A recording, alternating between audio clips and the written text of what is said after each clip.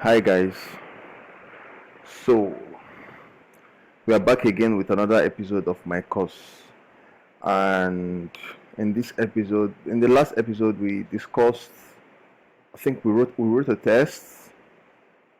We wrote this test and we're trying to fix the errors, TDD, test driven development, test before writing the code. And the test we wrote here was to be able to add posts, to be able to add posts to the blog. And this is the parameter we pass, and then the whole thing. Just take a look at my previous tutorial to be able to bring yourself up to speed with what we are going to do today. So for this tutorial, we are going to be fixing the last bug. There was a bug, the last bug on this test. Let's take a look at it again. So the last bug, we had two bugs. We fixed one. The first one was to be able to instantiate this block class as a singleton class, just like this, which we already fixed in the last episode. And in this episode, we'll be fixing this bug. Return value must be of type array, non-returned. So we've not returned anything in the add post function. So this function, this is what we're going to be writing. So by the time we are done writing this and we run composer test again, everything should be green and there shouldn't be any red, any error.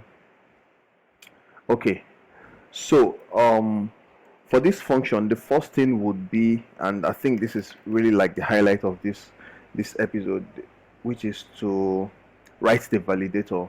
So if you have a blog, and for instance you have a blog that anybody can post to, for instance, let's say a family blog or a friend's blog where you've created it for all your friends, and your friends have the password to the blog, so they can go to the blog and post. Now if in place of where your friend should impute the blog title, they impute maybe numbers, right? Your blog would now have, instead of having a title like headline, there was a protest yesterday, or headline, there was a demonstration of peace yesterday, and then instead of saying that, that headline containing words, what you would now see is numbers, because that is what your friend imputed, probably by mistake or something. So you should in that instance write a function that would check that for this input my friend would have to impute a name. For this input, my friend would have to impute paragraph with certain amount of words. For instance, for the body of the blog, for this input, my friend will have to upload an image and not upload a PDF, right? So that the image will show in the blog. So that is what a validator is. A validator is it's not really, like, it doesn't really have any definition, but I would define it as a set of code that that would check for input given to the computer. Is this input right? Is this what the computer is expecting, right? And then if it is what it's expecting, then the code will continue to run. But that's part where the blog is checking if the author of a certain post is imputing the correct values into the appropriate fields, for instance, like name, body of the blog, image of the blog, right? So we're going to be coding the validator class, right? And then continue, which is actually, so now when the validator class works, then we can now add the post to the blog, right? Okay, so to code the validator class, I would, okay, let's just start, and then I would explain the entire concept along the way. So we are going to have a folder here called validators. That's what I used. Yep. So I took some time to actually write the code before editing this, so that I can always follow a specific structure. So for the first thing would define is a class, PHP class called validator. This is the class that a user would call, right? This is the class that a user would call. and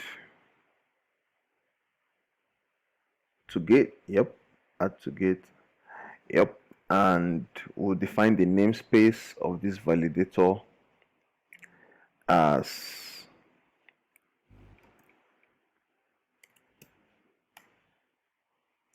practice. Remember all this stuff, blog posts, and then validators, right?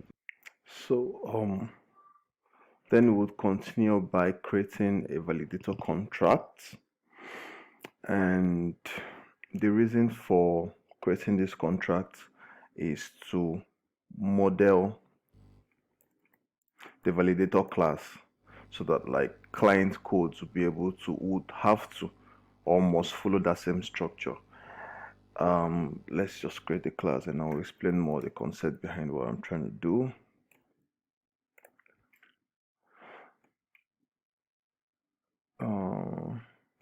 Does not, okay, validator contract, and the namespace is validator.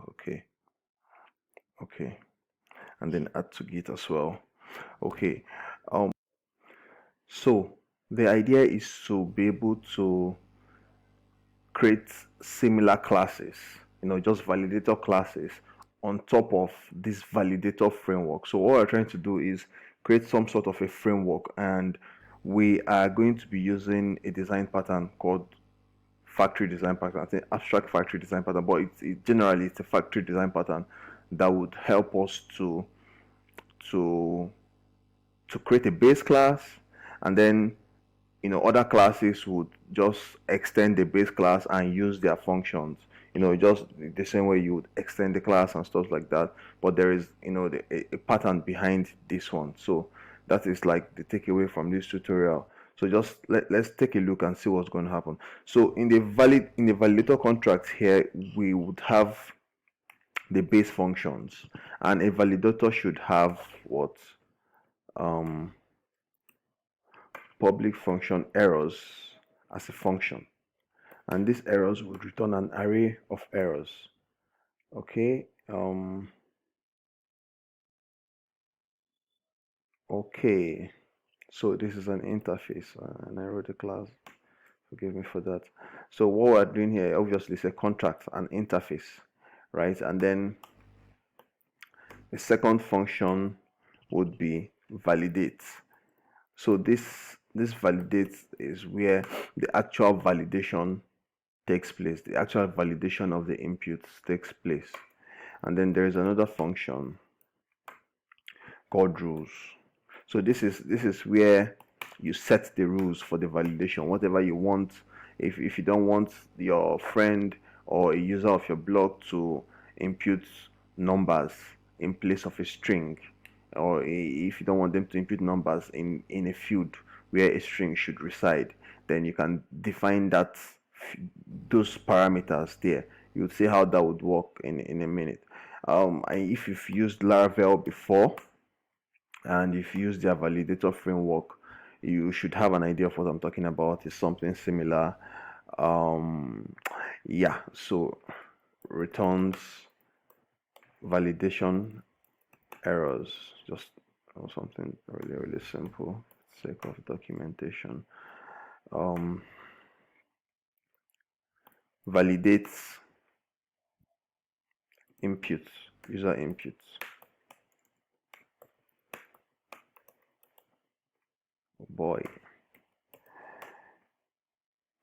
And then the rules defines rules for validation.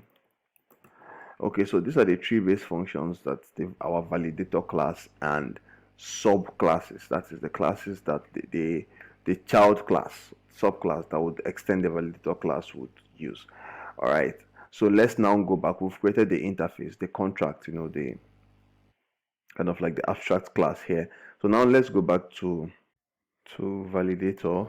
So first would be extending the interface. We just validator contract interface, we just created, and when you highlight over this, to implement. Oh, implement, and yeah, not, I mean, it's not a class. Add method status, yeah.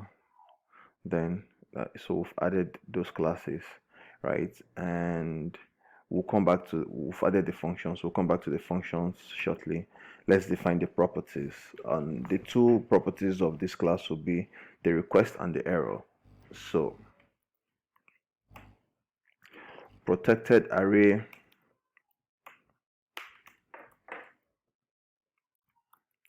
requests. Okay, so that is an empty array, and errors as well,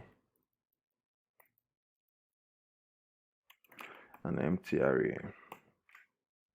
Okay, for the rules, right, we are going to be returning, let's go to the rules. For the rules, we're going to be returning an empty array, and the reason why we are returning an empty array is that the actual rules will be defined in the client class, the client code. That is the class that would call this validator, that would extend this validator class, right? That is where you define the rules, whether you want to allow a user to impute a phone number, or whether you want to allow them to impute just a name. You define those rules there in the class that would create, right?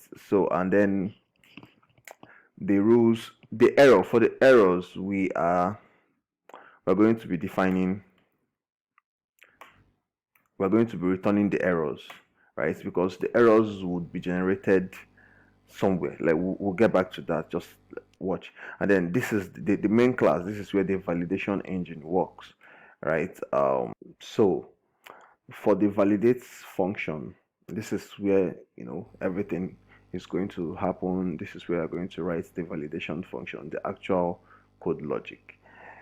I will stop this video now and go about attending to other businesses for the day. I formatted my laptop about 2 or 3 weeks ago, and yeah, recording this particular video was really hectic, to be honest. Like, it took me about 45 minutes to an hour to record this, because I didn't even have the recording software on my laptop anymore. I had to download that. I had to do a lot of configurations and just a lot of things. But yeah, that's it.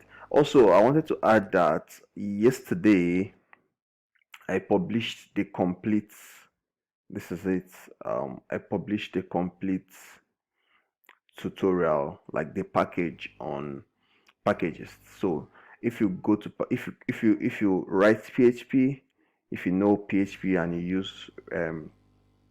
use packages, you can actually come here and do, where is that? You can come here right now and do composer require echo blog post in your PHP file, and it would work. You should be able to use my code. That is the complete version.